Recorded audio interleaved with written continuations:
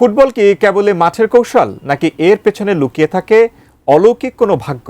বিশ্বকাপের দ্বিতীয় সেমিফাইনালে বুধবার রাত 1টায় মুখোমুখি হচ্ছে আর্জেন্টিনা ও ইংল্যান্ড।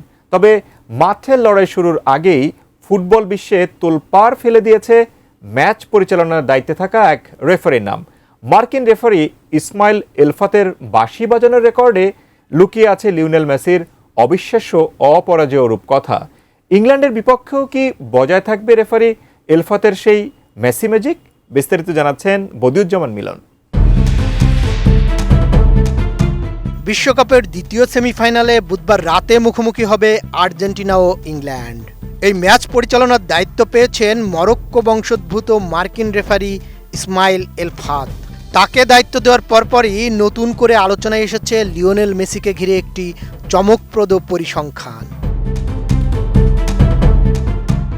আন্তর্জাতিক ফুটবল ভিত্তিক সংবাদ মাধ্যম ওয়ার্ল্ড সকার টকের তথ্য অনুযায়ী ইসমাইল এলফাত ম্যাচ কর্মকর্তা হিসেবে দায়িত্ব পালন করেছেন এমন কোনো ম্যাচে এখনও হারেনি মেসির দল। কোয়ালিটি সম্পন্ন আন্তর্জাতিক মানের steel bar CSRM committed for better still.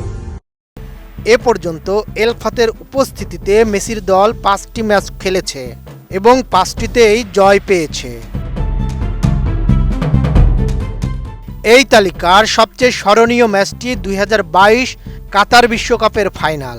ফ্রান্সের বিপক্ষে রোমাঞ্চকর সেই ফাইনালে চতুর্থ রেফারির দায়িত্বে ছিলেন ইসমাইল এলফাত।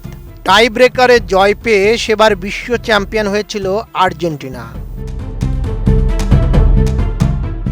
এরপর মেসি ইন্টার মায়ামিতে যোগ দেওয়ার পর এলফাত 4টি ম্যাচ পরিচালনা করেন। সেই 4 ম্যাচেই জয় পায় মায়ামি। এর মধ্যে 2023 সালের লিগস কাপের ফাইনালও ছিল, যেখানে মেসির নেতৃত্বে ক্লাবটির ইতিহাসের প্রথম শিরোপা আসে। এবারের বিশ্বকাপে এটি হবে এলফাতের 4র্থ ম্যাচ।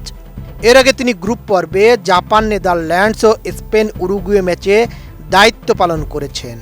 এছাড়া শেষ 16তে ব্রাজিলের বিপক্ষে নরওয়ের 2-1 ব্যবধানের জয়ের ম্যাচও পরিচালনা করেন তিনি।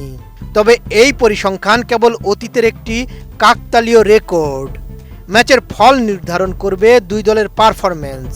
তবু সেমিফাইনালের আগে মেসি ও আর্জেন্টিনা সমর্থকদের আলোচনায় জায়গা করে নিয়েছে এলফাতের উপস্থিতিতে অপরাজিত থাকার এই পরিসংখ্যান।